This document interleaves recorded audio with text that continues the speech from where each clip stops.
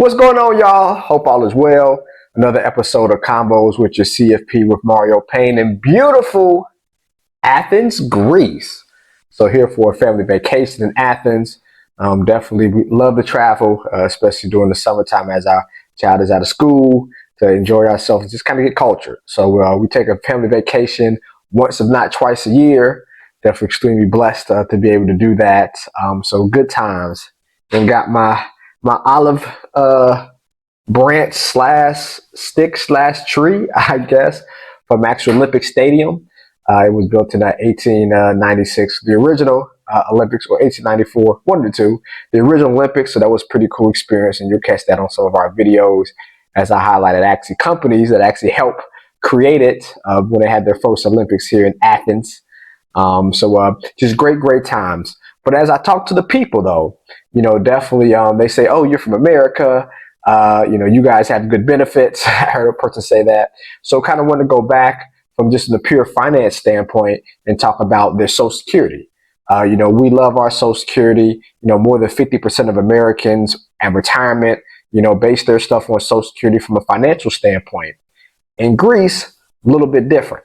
They really depend on their Social Security.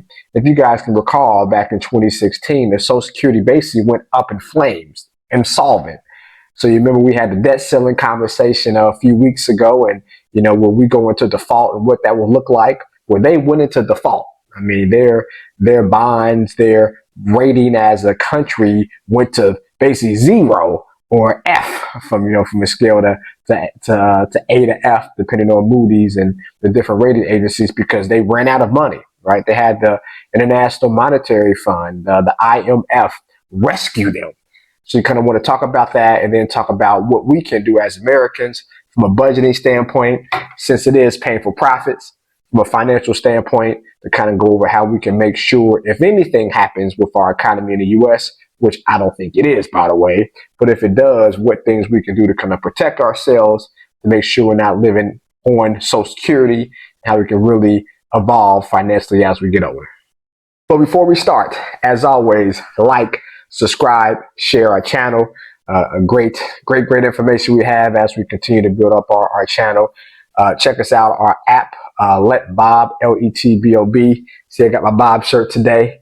Check out our app, the first Black-owned investment app ever created. And then also we have our ETF on the stock market, Let's Be, LETB as in boy, first Black-owned AI, all AI-powered ETF ever introduced on the stock market. We're actually putting out 2 more ETFs this year, which is pretty cool as we just continue to grow. As my practice continues to grow, SEC registered, which means you manage at least $100 million of assets. Manage more than that, but we're definitely SEC registered, so completely blessed. But let's look at our economy compared to Greece's. Well, first, let's look at our Social Security, right? So as we can see here, it says in 2023, an average of almost 67 million Americans per month will receive a Social Security benefit, totaling over $1 trillion of benefits, right? A lot of money. Retired workers get about $1,825 a month. Disabled workers get about $1,483 per month on average. Of course, we have higher amounts and lower amounts, right? So as we can see, Social Security benefits represent about 30% of the income for elderly. So 33%, that's a pretty, big margin. To take it a step further, among elderly Social Security beneficiaries, 37% are men, 42% are women, and then 50% or more of their income come from Social Security. So we have a rather large part of our population, male and female, where more than half of their income derives from Social Security. So that means that either their job didn't provide a pension, they didn't do the best from an investment standpoint, or they maybe didn't offer 401k. And a lot of businesses do not offer 401ks or 403bs. So we want to kind of talk about from a Greece side and kind of how their pension is a lot different from us. So Greece had a collapse in their pension in 2016, right? And we can see the continuous cuts of the pension system and a decrease in GDP, gross domestic product, has devastated the population upon pensioners, with an estimated 1.5 million pensioners falling below the poverty threshold and a total loss of income of 70%. Now think about that.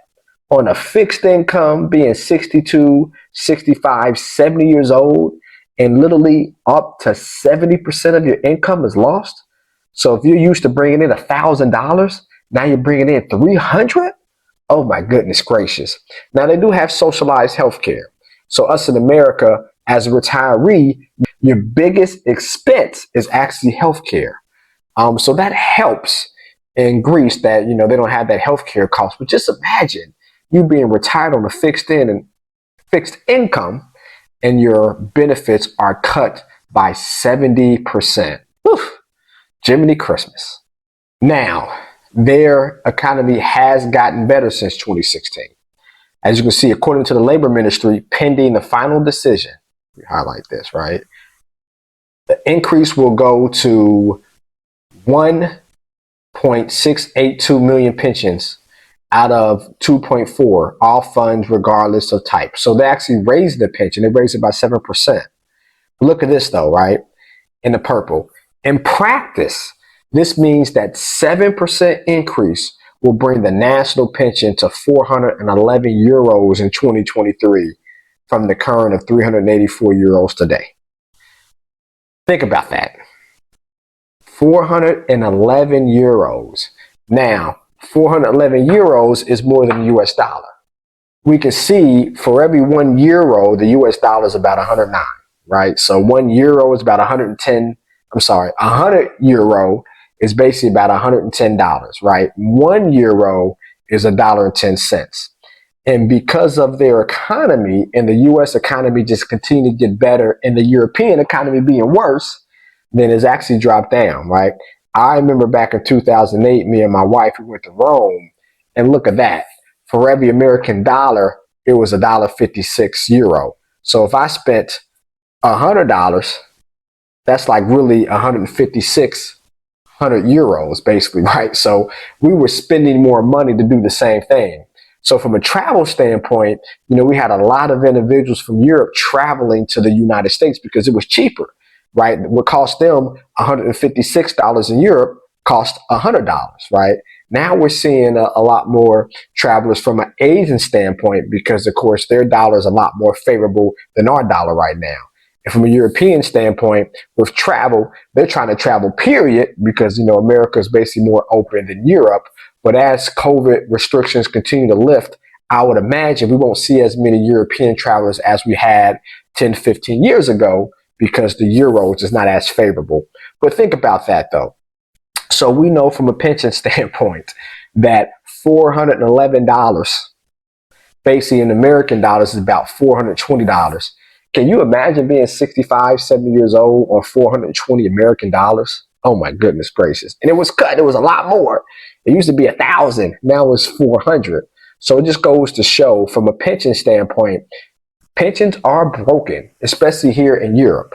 Now, not so much in America, and we have things in place. We hope politically that'll save us. I know Social Security is supposed to be solvent by the year 2032, which means it's going to go away. But you and me know a politician's one job is to get reelected. They're not going to cut. They're not going to take away Social Security. They're going to raise it. They're going to raise our taxes. They're going to find ways not to cut Social Security. But the whole subject of this conversation with your CFP, Mario Payne, is that we do need to find ways before we get to our 60s to invest and save more so that we're not relying on up to 50% of our income to be Social Security. We don't have to worry about if we get that huge cut like the Greeks did, having 70% of the Social Security being gone. So it goes back to the 50, 30, 20 rule that I always preach as a certified financial planner, right? 50% of your income should go towards bills, right? Gas, groceries, utilities, things of that nature. 30% should go towards your wants and needs, going on vacation, or as the Europeans say it, holiday, right? Getting those concert tickets, going shopping, things that are actually bills, but it is money that's coming out of our pocket. And the other 20%, that should go towards investing in savings. I would say out of that 20%, 75% or 15 other 20%, that should go towards investing, right? Now, yes, we don't want to be super aggressive with all our money. We want to be diversified, right? Some large cap stocks, some in blue chip stocks, some in small cap stocks, some more aggressive than others. We want to be diversified. And then the other 5%, that should go towards savings. If we do this, then our nest egg kind of grows over time. As a 20-year-old, statistics show if you just do a regular S&P 500 index or a ETF like Let Be, but a regular S&P index, and you put in $250 a month every single month, when you turn 65 years old, that's over $1 million. Now with inflation, 40 years from now, who knows what $1 million can pay for, but it just kind of shows that investing over time, consistently, during the good times and the bad times work. Just think about a person here in Greece when everything was going to hell in a handbasket, per se, in 2016. If they invested in their stock market, how much more growth they would have had, right? In 2008 with us, if we invested, how much we would have had. Heck, last year, we invested, mid to late last year when the market bottomed. The market has recovered, 25%. We would have made in basically 6 months than what the stock market averages in 3 years. So investing during the good times and the bad times is the way to go. But with that being said, hopefully great information. We're going to enjoy Greece for another week and a half. So definitely excited. We're doing Athens for a couple of days, Mykonos, which is the beach side, and then also Santorini, which is like an island. So we're going to explore Greece. But you guys, let's stay budgeted up. Let's stay investing, and long-term investing is always the wave. Let's make some painful profits together, y'all.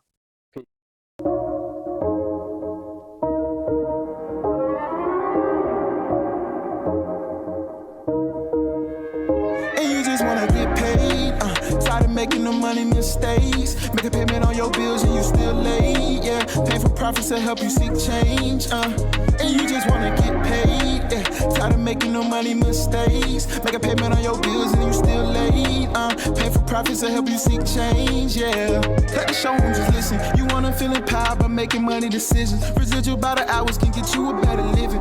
Bitch at the check, and it could be different,